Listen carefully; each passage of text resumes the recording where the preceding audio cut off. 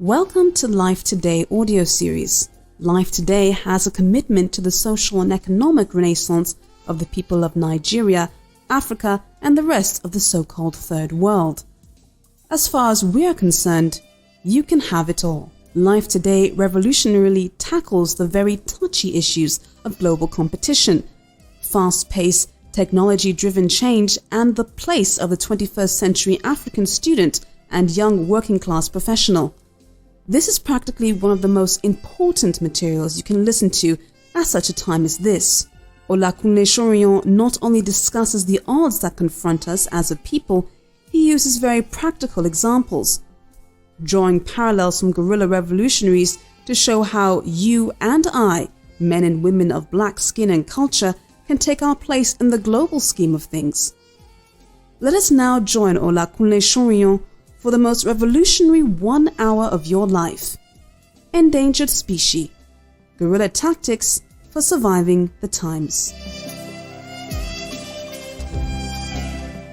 I decided to commit a volume of thought to the individuals who temporarily inhabit our higher institutions. Their commitment is with a view of coming out to eke a meaning for themselves in a fiercely competitive world. These are the individuals we refer to as students, and I have these individuals in mind in this discourse. I equally want to see if I can touch on a few cogent issues that will help young working Africans understand the terrain they play in and the odds they must strive against to sustain relevance. Now, I wouldn't know what you want out of life or what you desire, but let me explain what I have observed. I have observed that mediocrity is the ultimate lot of so many Africans, and that you and I may not be too far from it too.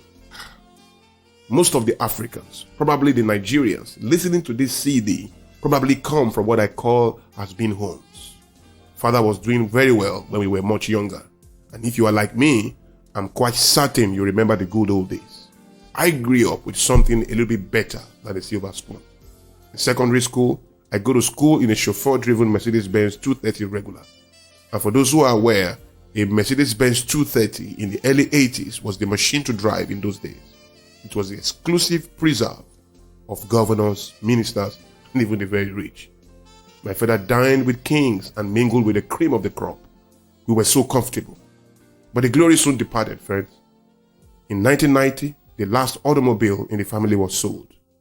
By 1999, at the ripe age of 83, my father died jumping around in the popular Lagos means of transportation called the Molue. We had become less than average and lost every form of relevance. My father's only legacy, as it were, was the education he left his children. I am certain most of us can well relate to this. Not too many of us desire to recycle the life and times of our fathers and mothers. What is, however, certain, sad as it is the reality that not too many of us have taken the time and the effort to analyze and learn from those circumstances and from the mistakes of years ago. We are simply positioned to recycle error, recycle mediocrity and opaqueness. Fortunately, I have done that. I have recycled, I have thought, I have evaluated, I have repositioned. I have checked the cause and the effects, and interestingly, my conclusions are quite alarming. Do you know 75% of the present-day Africans between the ages of 15 to 40 are ignorantly wired to end up mediocre or even worse? Now, don't be too swift to pass me over as a pessimist, mounting negative confessions. I have come to understand that life answers to something much more than positive confessions in itself. Life responds to the mindsets, the attitudes, and efforts we put into it altogether. With positive confessions, of course. What really do you want? How aware are you really of the challenges that lay ahead of us as a people? My resolve to produce this material stems from my firm conviction that resident right there in our universities are knowledge workers, not in the potential, but knowledge workers in the actual sense of it.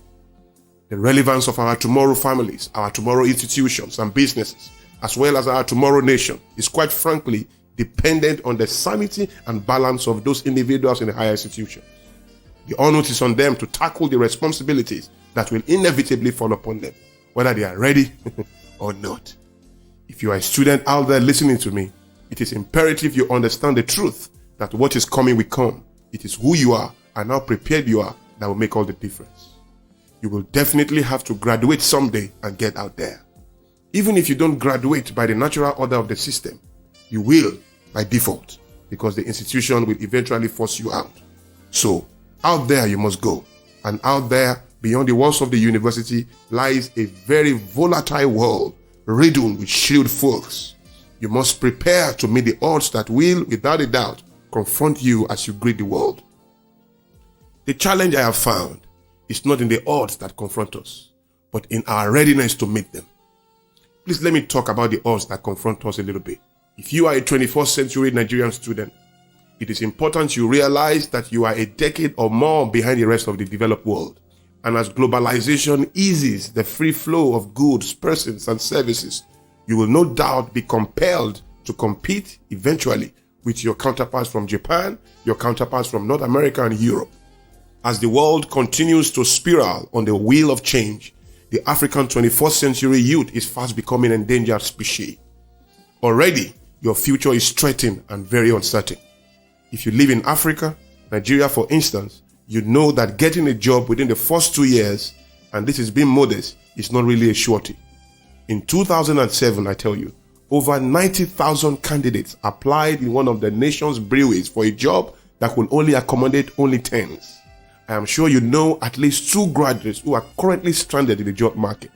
Some have resorted to seeking menial jobs in the informal sectors, some to more undercover activities. It is important you keep these realities in perspective before you get out there. And even if you decide to start off your own venture, you will most likely have to tackle epileptic power supply, ragged roads, high interest rates with short payback tenors. Come on. Weak economic policies are there to regulate you, and regulatory systems that leave you orphaned before you ever take off. Do you know that if you receive $10,000 to start off a business at the same time with a fresh graduate in America or even Ghana, with the same amount, he will already from kickoff be 5 years ahead of you? Why? Very simple. While you have to worry about buying a power generating set and the attendant cost of fuel, he will have no such worry. Your running costs will most likely be the bane of your business. You will have to battle the system because its infrastructures and policies are set somehow to frustrate you. And like every young adult, after you graduate and work a while, you will desire to get married and settle down, right? This is riddled with its own challenges as well. First of all, Shylock landlords are there. They will demand you pay 2 years rent when you just started earning a monthly salary. In-laws and culture will demand you throw a lavish party to celebrate your wedding, which could leave you drained for all I care. These obstacles and more will unrepentantly confront you. The truth is, with the very primitive system we live in, the propensity to fail and turn out mediocre is by far higher than that of success. Chances are you will most likely fail than succeed. You will most likely hit the grave with unfulfilled potential than live fulfilled. You will most likely be unhappy than happy. Technology will continue to jack up the demands of life and work, and unfortunately, our system is not wired to catch up. Already, the workplace demands basic and advanced levels of computer appreciation, and there is no formal system to train you for it. You, my friend, are an endangered species. Let me talk to you for a minute. I do not know for certain if you have yet come to terms with the fact that the university which was instituted to arm you with the requisite tools to live an effective and productive life when you get out there is ill-equipped to do so. Take that. The growing disparity between academic school curricula and the needs and challenges of an ever-changing global economy are making the average graduate almost useless in today's knowledge economy. I hate to assert, but our academic institutions are outmoded.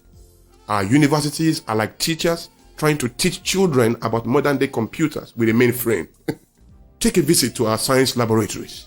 You will understand how disadvantaged we are in an age where science and technology is a key determinant of success and significance. Of course, Nigeria currently ranks as one of the least literate nations in science and maths the world over. Do you know that only less than 1/3 of our university graduates today are in any way ready for the challenges of work? The problems inherent in our society today are supposed to be platforms for new innovation and opportunities for advancement. But you and I were not trained to solve problems. The entities we gave our hard-earned money, our time, our crucial energy to, in exchange for formal training, have renegated on that assignment. We are trained to cram academic theories postulated ages ago. The irony is that we are trained to seek a white-collar job that is committed not to being found. Amazing, I must tell you. Formal education, despite its potential, is failing us on a grand scale, and so sadly, is culture. Let me talk to you a little bit about the history of present-day African formal education, so you can appreciate the challenges we are dealing with, and of course, how endangered you truly are in a winner-takes-all global economy. Historically, formal education in most African countries was developed to meet the needs of the colonial powers. When the Western powers established the colonies in Africa, they transplanted two major types of educational systems from Europe: the public schools under the leadership management of the government and the private schools that belonged to the churches. Religion dominated the private schools run by churches, and that's okay. Education anywhere in the colonies was designed cheaply for boys, and the primary method of learning was simply memorizing.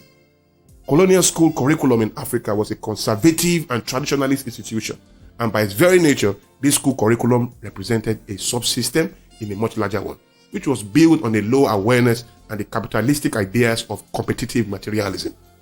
This kind of educational system was more effective in maintaining the status quo of the colonial power than in adapting the curriculum to the local context to bring about social, economic, and of course, political change.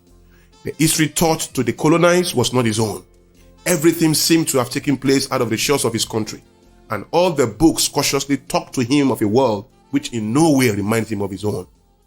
The colonial school curriculum served more or less to provide the indigenous people with jobs and to acquaint them with the traditions and customs of the colonizers. Education then was academic in nature and provided for very few among the colonized. It was elitist education based on discriminatory tendencies. It was based on the idea that a student is an object into which knowledge is placed, not a subject in the learning process. That's interesting. After independence, friends, two schools of thought arose to propose and defend how our schools must be governed and how the minds of those who shall eventually govern our affairs must be molded. These two schools of thought were the traditionalists and the progressivists. According to the traditionalists, what has been done in the past has been done well. Therefore, we should hold on to it in the future. The progressivists, on the other hand, pleaded to look critically at the past actions and practices to see what can now be done differently to make learning more satisfying and effective. And of course, looking at the curriculum, aligning it to the local context. The traditionalists also include persons who hold that a fixed or standard curriculum meets the needs of children, regardless of temporal or geographic considerations. Government and educators have long been divided into two major philosophical views. Traditionalists hold that one must accept the world as it is and then conform to it. Progressivists, on the other hand, favors widely differentiated curricula to develop the uniqueness of each human being, regardless of its seeming lack of promise and potential. If you are objective enough, you only need to consider the spate of unemployment and the employability of today's graduates to know that our institutions of learning and indeed our culture is far from being progressivist. Just in case you haven't noticed, you might want to note that the companies who should employ you are well aware. They know these facts as well. And since they are in the fight to sustain competitiveness within their own area of influence, and they need best talents and best brains to do so, they would rather have expatriates to do the job. Africans who studied abroad or exceptional candidates who studied here in Nigeria. Those who studied abroad are well in the minority, of course, and they stand a fair chance. Those who studied in the backwaters of our institutions here in Nigeria are both, interestingly, in the minority and in the majority class. The majority amongst them are endangered and will be condemned to mediocrity. The minority, those who through superior commitments have distinguished themselves, will most probably thrive. Now, the question is, do you qualify as an exceptional candidate? Who is an exceptional candidate? The exceptional candidate anywhere, not only in the marketplace, but in life as a whole, is one who has taken personal responsibility for his or her own learning. You must understand the disconnect that exists between what the university teaches and what the marketplace requires.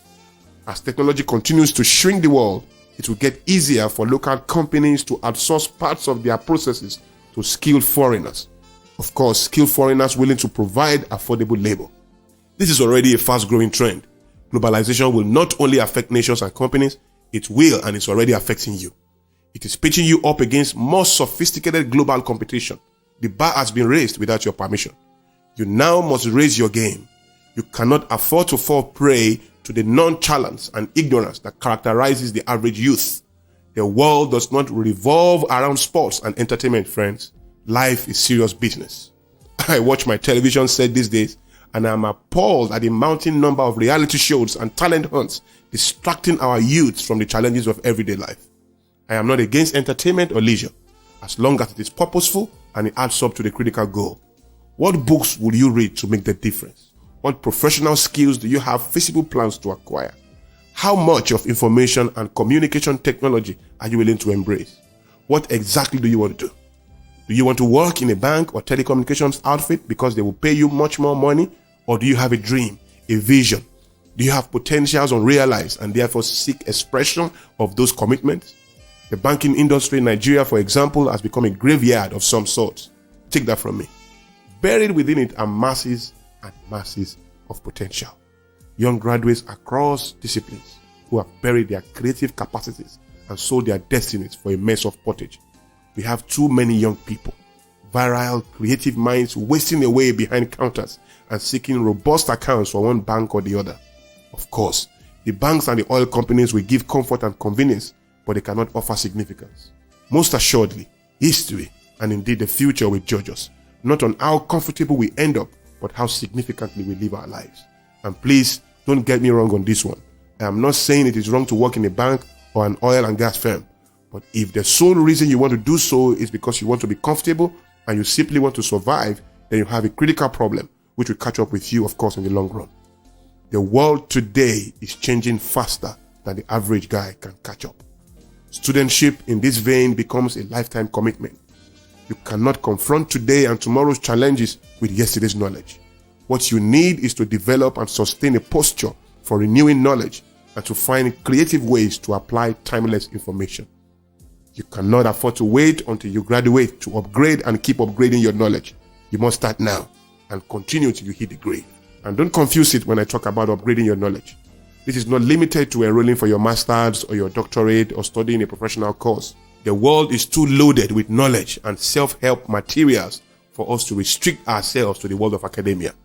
Today, we have 10 billion pages of information posted on the internet, more than enough to keep us busy the rest of our lives. And new information is being added daily. Do you know that more information has been generated in the last 100 years than all of the previous 100,000 years combined? Wow. We need commitment and wisdom to sift through and convert these billions of pages into information riches, since the internet wasn't created simply for chatting, sending and receiving mails. We must create and sustain the systems and, of course, the feasible goals and plans to improve ourselves today, because our entire future depends on it. Nobody's going to give you a chance just because your name sounds nice or you look good. Well, maybe the beauty pageants and the modeling agencies. But in the real world, your brain will work or you will produce and gain nothing. We are endangered species in the globalizing world, where technology is the language of performance and wealth. It is the determinant of how we live, how we learn, and how we love tomorrow. You do not stop being a student when you make your exit from the university. You must keep learning faster than the world is changing. Many years ago, a student dropped out of Harvard University to pursue a dream that would change the world. He stayed true to his commitments, and today you and I will never forget William Gates III and his baby Microsoft. In January 1996, 2 Stanford University graduate students got together to pursue a research project. Together, Larry Page and Sergey Brin scrounged some funds to commence what would later become known as Google, the giant IT firm none of us can truly do without. The world will continue to remember the eventful year of January 26, 1956. It was the year a few students got sick and tired of oppression and opposed the government. Spurred on by the now historical words of their leader, and I quote, "We will be free or we will be martyrs," unquote. They proceeded to lead one of the most successful revolutions ever. Love him or hate him, the world will never forget Fidel Castro. While we no longer need violent revolutions, the fact remains that these were students, and see how they turned history on its head. What will you do? Students can make a difference even before they get out there. Students have the advantage because they enjoy direct fellowship with knowledge.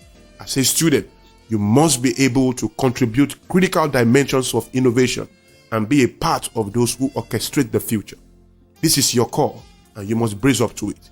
Begin to create products and services today. Think about the abounding problems in a continent like ours and see your role as a key player, as a key solution provider. It will require that we rise above the imbalances within the academic systems to discover creative ways for managing our own personal research and seek funding for self-initiated projects. I believe in this so strongly. It is as far as you want to take it really. Only the exceptional think in this dimension, and only the exceptional will be willing to embrace the challenge inherent. You can etch your name in the sands of history if you want to.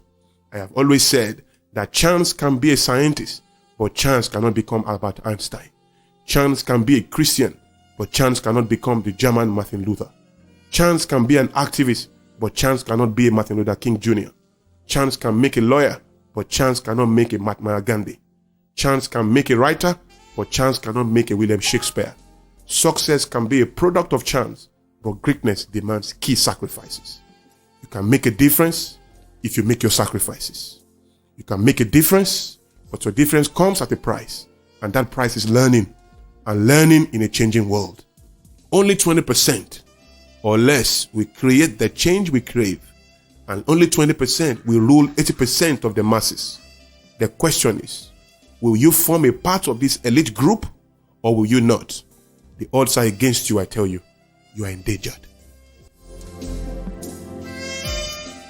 African students are not the only species endangered in today's volatile world of life and work. According to the International Organization for Migration, 20,000 professionals leave the continent each year to seek greener pastures abroad, leaving many more behind. For those left behind, the challenges are beginning to mount slowly but surely. Corporations are requiring more complex skills workers may need to pay through their noses to acquire. Olakunle Soriyan takes us into the world of work and drags to the light some of the daunting odds facing white and blue-collar professionals all across the continent. Let's continue with the session. If you are on the cutting edge of work, of business and life today, you will agree with me that a kind of world has since disappeared. The world where all it took to get and sustain a good job was to attend a state-owned or a private university, graduate probably with a first class, second class, upper or lower credit, go for your national youth service, get out, wield your certificates as proof of your qualifications, and maybe know one or two people in the right places. That world has disappeared. The bar of entry and the requirement for sustainability and advancement in the world of work has since risen to unprecedented heights. But despite the high level of insecurity that characterizes today's workplace, tremendous opportunities are bound for workers to increase their relevance and grow their wealth significantly. Some call it the end of business as usual. What has been does not necessarily remain a survival tool for what is or what will be. The way things were done yesterday, that is the past, has little or nothing to do with the way we should do them today and tomorrow, the future, except to the extent that we are able to deliberately observe and establish a link between these time variables. In the past, we have embraced downsizing, but now we are looking at talent retention and management. We have been excited about the possibilities and potentials of huge company conglomerates, but today we are living with the elasticity of mergers, acquisitions, and generally about networks of companies. Yesterday was the time for centralized control, but today is the time for decentralization and delegation. We have promoted the principles that sustain self-centered and product-centered organizations, but now we are concerned about absolutely customer-centered organizations. We have sold the idea of customer satisfaction for years, but despite its daunting success, we have moved on to embrace customer loyalty and even now customer advocacy. We have related with professional service firms, but today units within organizations are learning to relate as miniature professional service firms within the organization. In the past, we talked about company hierarchy, but today we have to talk about role playing and people networks. We have used the physical office structure for decades as the prerequisite for business success. Today, organizations like Google and Facebook are teaching to value the virtual. At the time, we called them suppliers and distributors, but today we deliberately and pridefully consider them our valued network. We give awards to organizations like Peugeot for their machinery and equipment, but now we value organizations like Amazon or eBay for sustaining higher market capitalization despite all the machinery of the former. In the past, we talked about stability and slow bureaucracy. Today, we are talking about everyday change and alliances. We witness how humans did the jobs that machines can do perfectly well. But today, we must talk about avoiding any single process that does not contribute with the real value for the client. Globalization is making it easy, even for workers in third world nations, to solve problems for multinational firms millions of miles away without leaving their base. As a matter of fact, the traditional work setting is slowly losing its grip and giving birth to a virtual world of work characterized by free agents and freelancers armed with laptops and access to the internet. The last 30 years has presented countries like the Asian tigers, Japan, Singapore, South Korea, and China. They have grown at an incredible pace that is basically 3 times that of Britain or the United States at the peak of the Industrial Revolution. Anticipating and managing organizational change, friends, vis-a-vis knowledge, is the key when time is compressed and complexity intensified. It is pretty obvious that companies and organizations of the next decade will have little or nothing to do with the organizations in the industrial economy. To appreciate this, the human capacity development methodologies have to be revolutionarily different. Corporations are willing to part with huge amounts of money and give out alluring perks to attract and retain best talents. Again, true to Moore's law, computer chips have continued to double in power every 18 months while dropping in cost by 30% every year. When a single chip has enormous power and a typical desktop computer offers features such as voice activation and full motion video, computers really will become the ultimate workers. Keep in mind that computers do not possess any of the emotional excesses of humans. They don't need to spend time with the family. They do not need a vacation, sick leaves, or coffee breaks. The truth is, most of the jobs we do today have no hope of competing with such powerful computers, just as workers in the last century could not compete with the powered machinery that assumed most of the physical work. We have witnessed the evolution of work from the farms to the factories, and now to high-rise towers. Today, a great majority of the jobs available are within a sphere of the managerial, professional, technical, service, and clerical. In other words, a greater percentage of the jobs available are in the service sector. As a matter of fact, most of the staffers who work in manufacturing firms are actually engineers. They are lawyers, accountants, and HR personnel. Unfortunately, most of these jobs are highly systematic and left-brained and will sooner or later be taken over by powerful computers. We are already on the threshold of artificial intelligence, friends, and the effect will cause more ripples. As of 2002, do you know, IBM commenced research on one of its biggest research projects ever. The object of this research was termed Project Eliza. Project Eliza is a project equally focused on ARTILEX, that is, artificial intellect. The project basically aims to repair busted computer systems by creating wholly new solutions never before imagined. Now, consider the possibilities that will be made available by such thinking machines and the impact it will have on the men and women who until now perform these tasks. As it is, computers may no longer be replacing only staffers who perform routine paper processing chores, but with technological breakthroughs like Eliza, they just may be gunning for management positions. Management positions? Yes, possibly yours. In a 2002 interview, General Electric CEO Jeff Immelt assertively stated that 75% of GE's administrative and back-collar office jobs will be digitized. And that is saying microprocessors and computer telecom networks will accomplish them. And today, that is already coming to pass. These are the realities working men and women from all over the world would have to contend with. And in fact, they are already contending with it. But these are not only realities. As at 1999, the nation of India insourced approximately 50 million jobs at about $20 each.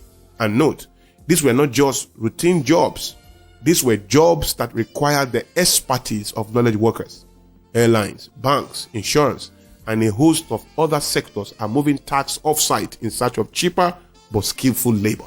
Already, advanced software design tasks are being outsourced to places like Bangalore and Hyderabad. Also note, the tasks being outsourced were once carried out by salary-earning people working within organizational structures who had bills to pay and mouths to feed. But out goes their tax, and most likely, out goes their job too. Against the backdrop of these transforming realities, one phrase will best describe the 21st century worker functioning within structured system, and that phrase is endangered species. Welcome to the new world of work, where only the truly innovative survive. These realities have their consequences, my friend, most especially for African working men and women. Since we have developed an incredible reputation for copying the innovations of America and Europe, we will copy these advancements. We may not lead, we may not fully maximize it, but we will copy it. It will not be difficult to copy since we only produce what we don't consume, and of course, consume what we don't produce. Our copying posture is one of the critical factors responsible for our status as the world's single largest liability. Already, unemployment is a key issue facing the region, almost as much as employability is. The graduates the universities are chucking out into the market, and the companies who should employ them are proving to be acutely incompatible. The corporations are shoring up their operations in order to enable them compete favorably globally, but to do this, they need skilled labor, of course. Labor able to perform at par with global standards. Now, when I say skilled labor, do not presume you know what I mean. We have since left the era when skilled labor meant a university graduate brandishing a degree, certifying him to be an economics, engineer, lawyer, or doctor. Today's workforce defines skill in completely different dimensions. Labor is adjudged intellectual capital, and the skills demanded for productivity from today's workforce go beyond the theories and theorems that were taught within the four walls of academia. Today's worker is expected to think critically, analytically, and literally. He's expected to solve knotty problems and innovate at neck-breaking speed. But you know what? The world isn't just changing of its own volition. Men are actually making the discoveries that are fostering change. Your ability to operate in the class of those who are not just responding to change, but who are actually in the forefront of initiating the changes that shape the way we live and work. That is what actually makes you an indispensable asset in today's workplace. The call, therefore, is for today's worker to employ himself as his own taskmaster and commence a journey of radical self-improvement. This must take place on two fronts. One, today's worker must be able to develop problem-solving capacities to enable him innovate rapidly. And two, he must develop emotional intelligence to enable him synergize effectively with other knowledge workers. You must push your capacity to grow and, of course, to develop and to learn new skills beyond its elastic limits.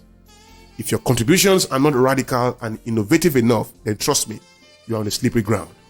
On what side of the divide we stand between capitalizing on the opportunities the 21st century presents and the prevailing insecurity will be largely dependent on how much of the world of work we understand and how effectively we position ourselves to play in it.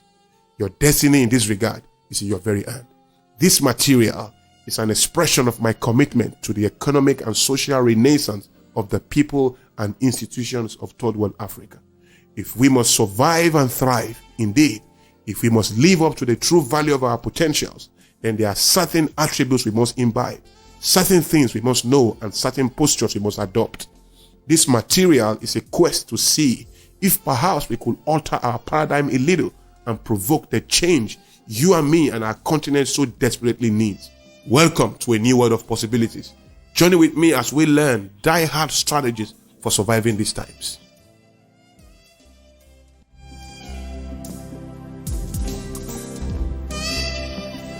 The Persian king Darius called in some Greek visitors into his palace and asked them how much money they would accept to eat their parents' dead bodies.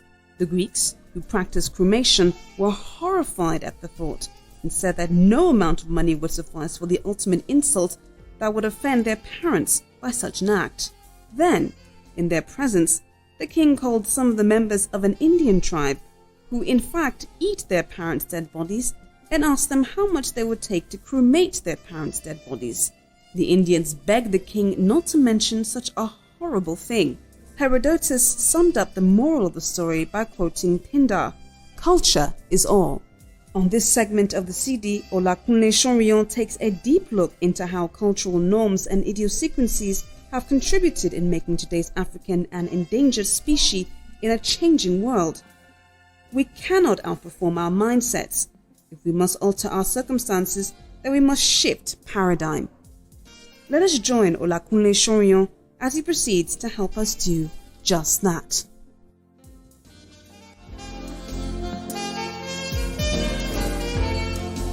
Civilization has its roots in culture. Our sense of development and responsibility are to very large extent derived from the influences of our environment. Of course, you know that. Culture is the interactive aggregate of common characteristics that influence a human group's response to its environment. For example, I grew up in a polygamous home where almost everyone was a potential opposition. I grew up learning to fight for and defend my turf. Synergy, partnership, and collaboration were strange and foreign terms to me. The only way forward in my little enclave at the time was by any and every means necessary, even if it meant progressing at the expense of the next man. This background had a profound impact on my outlook and, of course, my perception of the larger society. I saw the entire world as a vicious place where dog eats dog. And for so many years, I struggled. I believed everyone was out to get me. This was how I saw the world, and it limited me. Until my paradigm began to shift. I was, and as it were, a victim of culture. I attended primary and secondary institutions where the teacher was revered and practically unquestionable. His words was law, and every attempt at critical independent thinking was squashed with the end of a bamboo rod on my behind. I was trained to follow the status quo, trained not to query nor vary. I was hypnotized unconsciously to believe that the invention of technology and all the fancy gadgets I had access to were the exclusive preserve of some elites, otherwise called the oppressor. I proceeded to the university and was given a certificate to qualify me for a white-collar job after 12 years. To the best of my knowledge, few or none of my lecturers ever produced any original thought or any tangible invention. And even if they did, it was barely celebrated and of little or no social, economic, or commercial relevance. To sum it all up, I was trained to operate within the box, to depend on the West for critical technology and even art. I grew up like many others in this system, where mediocrity paraded itself almost unchallenged. My environment really wasn't peculiar to me. Where I came from, these were the norm. These were in no certain terms the culture. In Africa, some part of our culture must be codified, must be learned and preserved. But there are some parts of it we have inherited, repackaged and reinvented by Western influence. Some for our good, but most left to us to self-destruct. The cultures we must walk away from are those which history, through the hypnotism of the impact of oppression and slavery, compelled us to adopt. To define who we are as Africans has become a symposium discussion, and our youths are too distracted with sports and entertainment to sit in the symposium rooms or to read the emancipation materials. So, culture indeed is the culprit. Championship in today's world is a result of independent, critical, and creative thinking, traits which are in themselves nurtured by the existing norms that govern our prevailing environment. The inventive mind is trained with a culture that encourages it to probe its environment, judge its findings, interpret the resulting facts, and act on them. Let us consider the following scenario. Christine is a 20-year-old American in her 4th year at college. She lives in her own apartment and drives her own car. Christine juggles 2 after-school jobs, plays the piano perfectly, and speaks French. In North America, where she resides, she is a perfectly normal adult and has numerous friends just like her. She thinks for herself, makes her own decisions, learns from her mistakes, and shoulders the responsibilities for her failures and successes. Abike, on the other hand, is a 20-year-old counterpart of Christine living in third world Nigeria. She is in her 2nd year at the university after spending 2 years at home trying to pass JAMB and 3 years at the university due to incessant strikes. Abike lives with her parents and practically depends on them for everything she needs. She can scarcely make any independent decision, not necessarily because she can't work, but there are just too many eyes interested in the credibility and quality of those decisions. She most probably has a very narrow view of the world around her. She has little or no idea how money works or how politics affects her.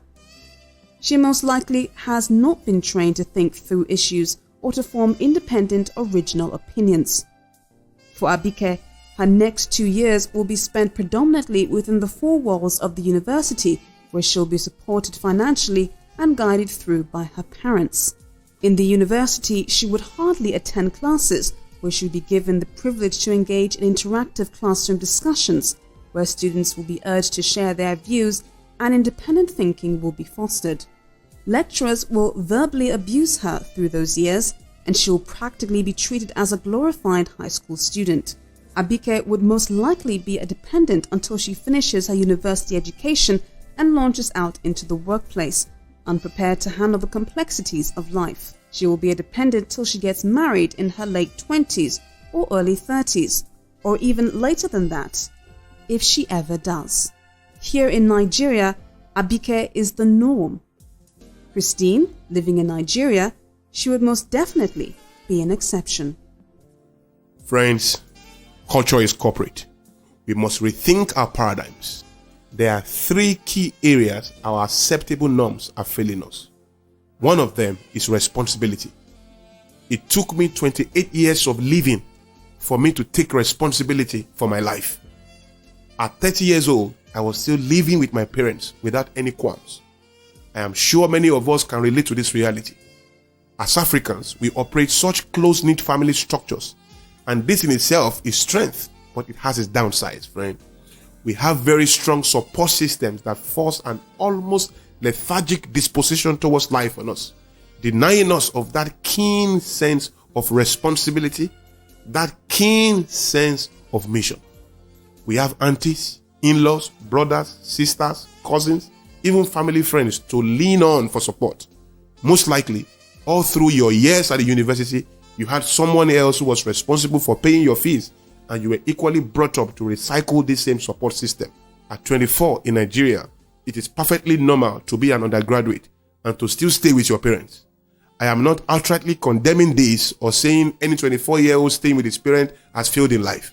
But I want us to see how slow we really are in taking responsibility for ourselves. I believe that for anyone to live a truly fulfilled and productive life, there are at least 18 basic things he must know, do, and sustain before he's 20, and at least 25 things before he's 30, and you are free to add to the list. My research tells me that over 90% of Nigerians in their late 20s and of course early 30s have not even grasped half of what I just spoke about. The truth is, anyone who did not gain mastery over these 18 things before 20 and still has not is critically endangered in today's world. And I will quickly run through them. There are 18 things you must know, do, and sustain before you are 20. Number 1, you must know everything about the value and the use of money. Number 2, you must have complete understanding of what I call the Power 5. That is money, clothes, opposite sex, social exchange, and fame. 3, you must develop a working, talking relationship with at least one qualified mentor. 4, finish higher education, or at least be in your finals with 1 or 2 certifications. 5, you must have read at least 48 career and self-improvement books at your core. 6, build a network of at least 5 millionaire adult friends. 7, master a good saving habit of at least 10% of your income. 8, master a habit of routine daily exercise. 9, research and have a firm grasp of the responsibilities of dating, courtship, and marriage. 10, be computer literate. 11, learn and sustain a good time use and energy deployment culture. 12, have a realistic development plan covering 5 years of your life. 13, research and understand the power of personal branding within your area of influence. 14, learn and decide how you will be positively different from your peers in thought, in conduct, and dressing. 15, learn the dignity of hard work and the glory of a balanced life. 16, practice the noble habit of giving and sharing. It's called benevolence. 17, know God and sustain a commitment to Him. 18, speak a second language. Now, there are 25 things you must also know, do, and sustain before you are 30. 1. Begin paying off any form of loans if you haven't already done so. You must be totally debt-free. 2. You must have been able to set aside enough money for emergencies. 3. Start investing aggressively into future goals like a down payment for a house. Start thinking of investing internationally too. 4. Start planning for retirement. 5. If you are married, know and understand and use the cover of the insurance world. 6. Retain a lawyer for just-in-time legal advice. 7. Have a complete physical checkup. Get baseline readings on your blood pressure and cholesterol, etc. 8. Safeguard your fertility by seeing a gynecologist annually. 9. Tighten your abs. 10. Use holidays and get into the habit of practicing stress relief. 11. Complete hold on your emotions so that you have the power and the capacity to direct it as you please. 12. Create other streams of income apart from your main job or business. 13. Be financially and materially comfortable and at least own your own property. 14. Be passionate and be dogged about the pursuit of information. 15. Be married, having dated and sustained a courtship for at least 2 years. 16. Learn and practice all you can on getting you and your family to think global relevance. 18. Be very bold and confident and be completely free of timidity. 19. Have a very strong network of millionaires and at least one billionaire friend if possible. 20. Own healthy relationship with at least a qualified mentor. 21. Sustain a realistic 25-year plan in the least. 22. Keep a very strong national brand positioning internationally with well-organized structures. 23. Strengthen your commitment to benevolence and philanthropy. 24. Increase your spiritual awareness as well as convictions. And lastly, 25. Discern and articulate your personal core values and habitually practice them. For the complete teaching of the law of arrangement, 60 things to know, do, and sustain before you are 50, and what to do if you have missed any, contact Life Today on 0806 166 0945 or 0802 240 9800, or send us an email on loa@lifetoday.net or products@lifetoday.net immediately. I find it interesting to note that Condoleezza Rice bagged a doctorate at the age of 24. And just before you think she is exceptional, you might want to note that Mark Zuckerberg, the chief executive of social networking site Facebook, a company with an annual turnover of $150 million, is only 24 years old. I saw with utter amazement the interview of 13-year-old child prodigy Akian. Akian is a world-acclaimed painter and poet. Akian has been selected as one of the top 20 most accomplished visual artists in the world by Tribute Entertainment London and ABI, United States. Most accomplished at the age of 13. I think that's amazing. Akian wakes up 4 a.m. every day to worship and prepare for work. 4 a.m. every day. At the age of 13, she has written 2 best-selling books. Akian, Her Life, Her Art, Her Poetry, and My Dream is Bigger Than I, Memories of Tomorrow, and has been interviewed by every TV show host available from Oprah to Good Morning America. At 13, she already has the disposition of an adult. Some of her best paintings are selling for as high as $1 million. But you know what? She's only slightly different from other kids like her, who were brought up in a culture where responsibility is taught at the time most appropriate. You can call Akian a genius. I think she's simply a visionary, focused, responsible, and resilient young girl. For me, I only became conscious of life and its demands at the age of 27. Prior to this, I had no idea of planning and goal setting. I had never of my own volition read any book except that which I was compelled to read academically. As Africans, our culture has set us back by at least a decade, and now we must brace up to this reality and face the odds. As a matter of fact, most of us were not even given the privilege or the opportunity of taking responsibility for what course we wanted to study in the university. Again, we cannot afford to park here and just blame culture. The first thing you must understand is that you You and nobody else is ultimately responsible for your success or failure. It took me many years of embarrassing defeats to come to terms with the fact that no system,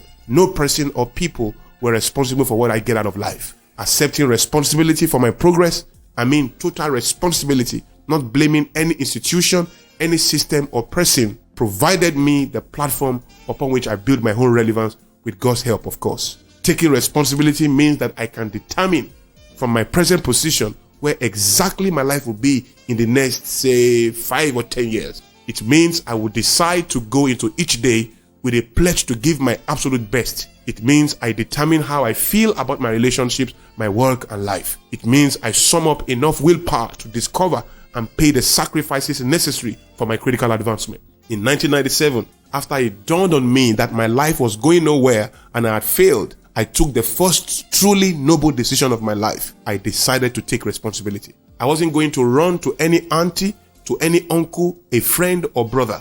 I was going to face life with God and beat a portion for myself. As at 1995, I had blown it big time. I was out of the university in my final year. I had become, as it were, the proverbial black sheep of the family, and achieving any form of success would have greatly surprised my folks. I had been beaten down by life, no doubt, and the only reasonable choice I had were to remain on the path of retrogression and settle down to a life of acute mediocrity, which in itself would have been suicidal for me, or to resiliently dust my resolve and forge on despite the odds. I'm sure you guessed right. I chose the latter. I ventured out and started pushing refuse bins. Then I moved on to fumigating and on to selling barbecue. I remember my first night of business as a barbecue man. I was arrested and whisked away by the police for illegal mounting. I started out with 3 pieces of fish and 2 turkeys, all of which got burnt before I could wriggle out of the hold of the police. But resolutely, I resumed business the next day at the same spot. Thus began my long, hard journey into the world of business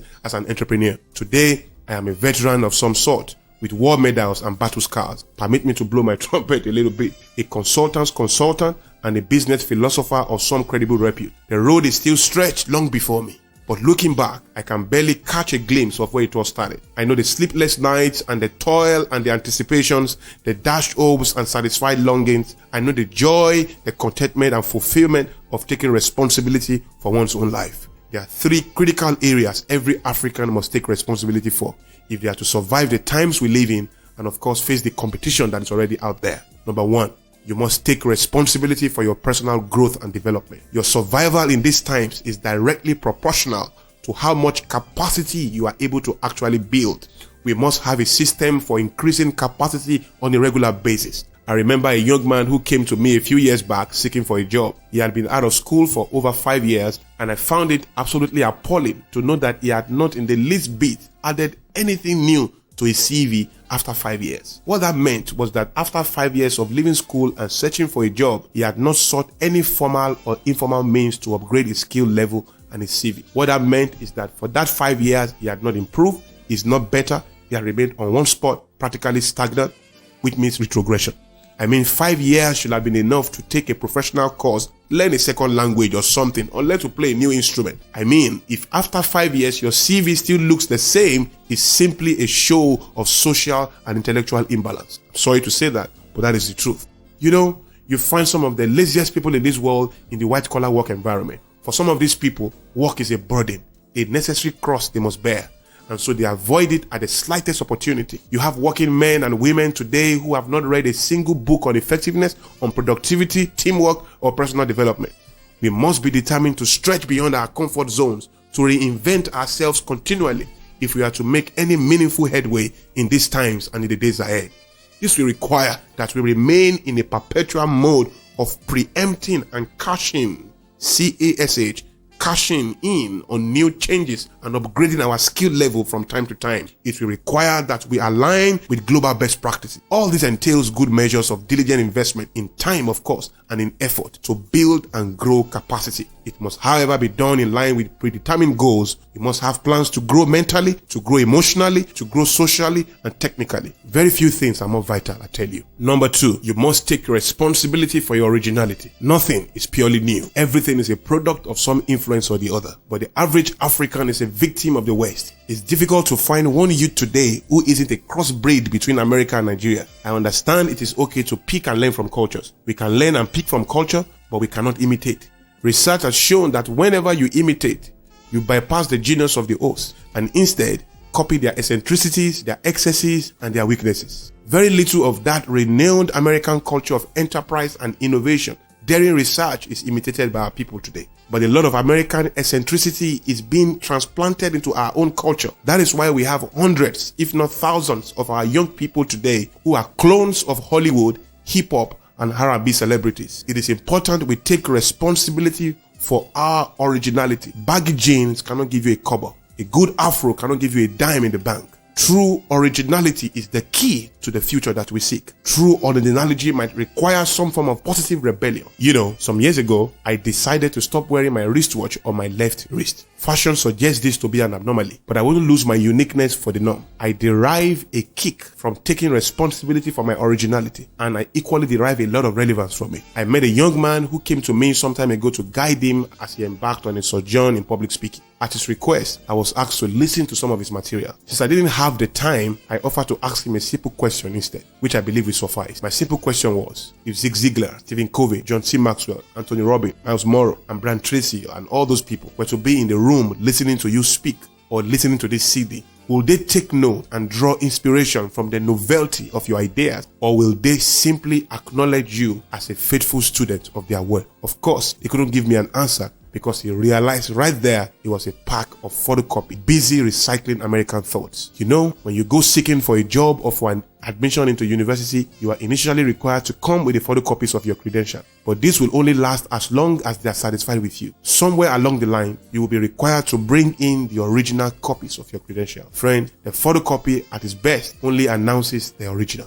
In what way are you going to be different from everybody else in your department or in your workplace or even in your neighborhood? This cannot happen by default, not by chance either. You must be able to say in clear terms what makes you different and original in all your pursuit. You don't want to be another U2 student or business person.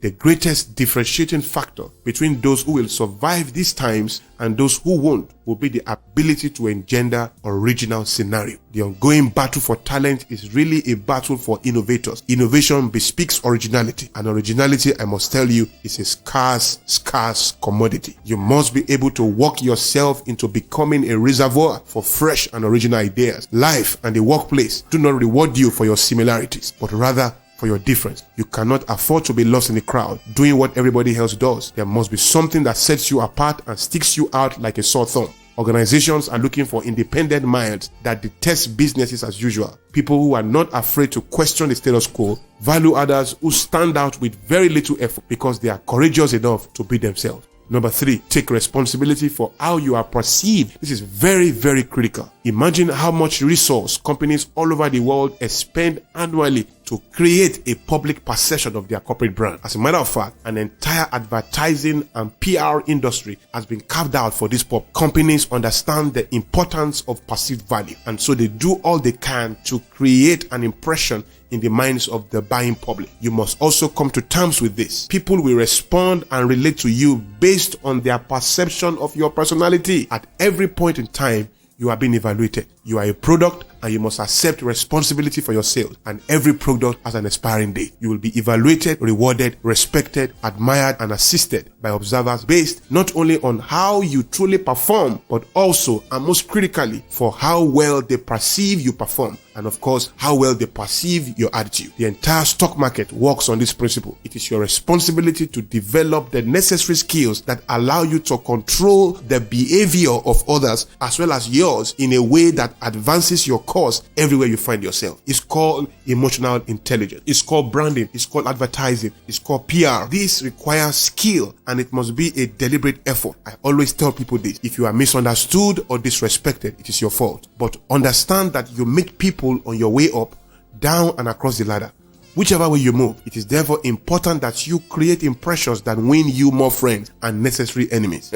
Did I say necessary enemies? Yes, I just did. Regardless of how much effort you are throwing into managing your perception, if you make an enemy taking a stand for what is right, then that is a necessary enemy. The necessary enemy is a needed motivating factor on the path of progress. I encourage you to take a serious-minded approach towards building a credible perception with your uplines, with your peers, and downlines, because everybody matters. I always advise people to consider themselves a personal brand. Employ yourself as a brand manager and create a brand management strategy for managing the perceived value of your brand. Your primary responsibility to your brand is to first of all know its worth and its current perceived value. One practical way you can go about doing this is to solicit feedbacks in an informal fashion from key allies. Some people sustain incredible nuisance value. Take necessary feedback from those you trust and those who believe in you and whom you can confide in. Do something. Whichever way, it may be important to keep in mind that not all of these feedbacks will be completely devoid of some level of bias.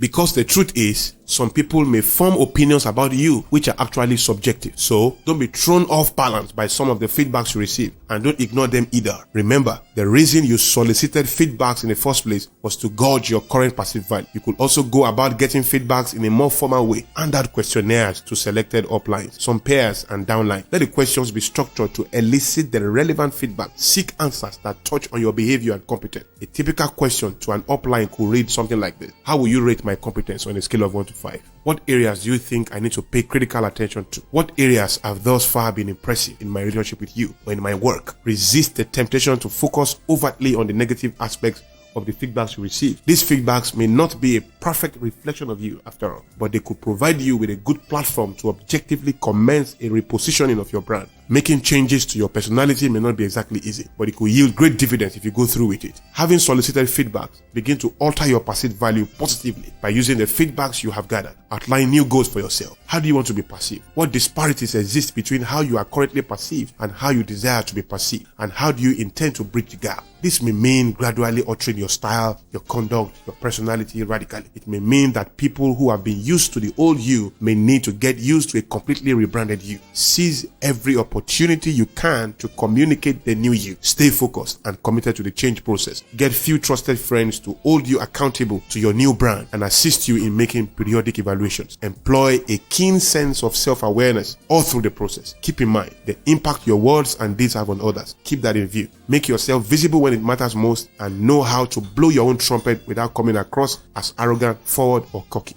These steps will set you in the right path for creating a healthy perception of you in the minds of your observers. People will celebrate, criticize, or even refer you based on what they perceive of you, and what they perceive of you is a combination of the impressions you leave as you interact, perform, and deliver through life on a daily basis. So take responsibility for your personal brand image. You know, growing up, avoiding walks was just the natural thing to do. Life was much more fun after school hours. We grew up with an unconscious disdain for anything that demanded we employ physical and mental effort. For most of us, this same attitude trailed us through university. And to make matters worse, we took up courses not because we had any particular inclination towards them, but rather because they would better position us to get a good paying job, or because they simply look easier to study than others. And so we graduated, got a good paying job for the sole purpose of paying the bills, and settled down to life unhappily ever after. Let's face it, so many of us are miserable with our lives, and we can tie in a great deal of this to how we feel about our jobs. We feel all burnt out and stressed up with barely enough time for some of those things that really do matter to us. As a matter of fact, we feel trapped, but we must work because we must pay the bills. Can I ask you a very candid question? Do you really enjoy your job? Are you in the least bit enthusiastic when you wake up each morning and you know you have to go to work? I bet those who can answer these questions affirmatively are in the minority. The reason is that the average African works to survive. Work for him is simply a meal ticket, not a cause, not an avenue to contribute to the larger picture of life, definitely not a mission to society. That is the primary reason very few are truly satisfied on the job. I have counseled with a number of bankers and professionals from other fields who all but love their jobs. They wish they could not only get off the treadmill, they wish they could actually smash it in two. But then again, the treadmill keeps the bills paid, ensures the children stay in school, ensures the woman is happy, the clothes are classy, and life comfortable. What a way to live. And we wonder why we have such an unproductive economy. The case is not that we should not work. The case is to work to learn, work to give, work with the peace and freedom of your conscience as a critical success indicator. There are 3 categories of people in every workplace, and if you are a student, you might want to pay close attention to how this currently relates to you and how it will affect you eventually. Number 1, those who hold a natural distaste for work and who dislike their jobs acutely. They resume work every morning and put in just enough effort to secure their jobs, albeit dispassionately. They are those I call just their performers. They never do anything exceptional, nothing extraordinary on the job. They are engaged in routine left-brain tasks, and as far as the 21st century is concerned, they are disposable materials. The second category of people are those who do not mind work in itself, but who dislike the job they do and only do it because they need the money. They are average performers, but sometimes due to their capacity for work, they go the extra mile and perform extraordinarily on the job. These, like the first category, are equally disposable material, endangered species in a world where increasing demands are being placed on consistent, innovative performance. The third category of people are those who do not only love work as a concept, but also love their job. They are reputed for taking the initiative. They meet each task with gusto and produce results consistently. They are exceptional in every sense of the word and have very little problem finding their way to the top of the ladder. Only this category of people will be able to survive the demands of work in 21st century. Where do you stand? From what category do you play? The years ahead of us will see the falling away of category 1 and 2. That is a guarantee. They will simply self-destruct and vanish by default. The competition will become much more intense, so much so that the system of work will be unable to tolerate those who are simply coping. Surviving our times demands we reinvent our entire outlook to work into one that embraces work not just as a survival tool, but as an opportunity, a privilege to render useful service. One that views the workplace as a forum to synergize with individuals are keen in thought in order to birth designs, products, and services that will in effect make for effective living.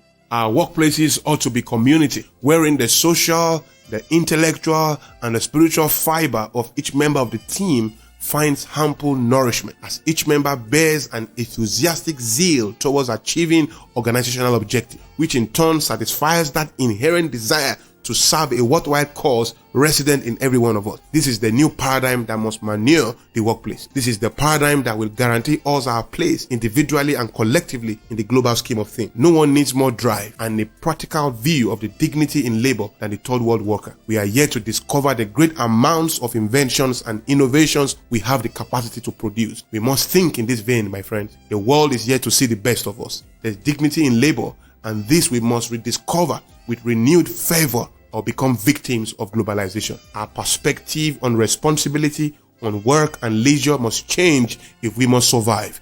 We must rethink our value systems and reevaluate our tools of respect. We cannot imagine how many ladies make decisions on whom they intend to marry based on externalities. Just because a man is well dressed and drives a good car doesn't make him a wise gentleman. As a matter of fact, he could just be a rich fool for all you care, or a well-dressed wife beater. As Africans, our tool of respect is faulty, and our many years of economic repression has dented our tools of respect. We have been forced to respect people using material parameters. We form alliances and decide who we draw inspiration from based on this. The time has indeed come for a new generation to arise and redefine where we must stand on the map. You will truly be myopic if your benchmarks are local or continental. The world has gone global. The strength of any material is truly in its universal appeal. At 100 million naira, you are still 1,000 naira in dollars. What is the strength of your financial status, therefore? You will only be one-eyed king in the land of the blind to pitch your tent on such a status. I believe we are on the threshold of a renaissance, but we must push harder than we have ever done before. Let us remain optimistic, for the future holds great promise. A generation of Nigerians are rising, I tell you, who are thirsty for knowledge, who are aware of the need to position globally and compete favorably for tomorrow in our rapidly changing world. This generation must not lose the spirit of hope. It must learn to work together, to receive and give help, looking into the future with enthusiasm. But much more than anything, it must learn to give bones to its optimism. If we hope, we must act. Time does not, of its own accord, create the change we desire. We must rather put effort into time. Change must never be left to time. Rather, we must leave change to responsibility and determine when it must happen. So, let us keep hoping and acting forward. Let us get out of our seminar halls and put more actions to those inspiring and motivational words. Then let us go in again and come out more zealous to act. Hope plus action. That's the equation we must daily engage in order to determine the value of our tomorrow's reputation capital. Let us keep marching, hoping, acting forward. Nigeria indeed has a fantastic and great future, and it is you and I. We must realize that we are endangered species in a changing world, and we cannot respond like business as usual. This is the end of Disc 1.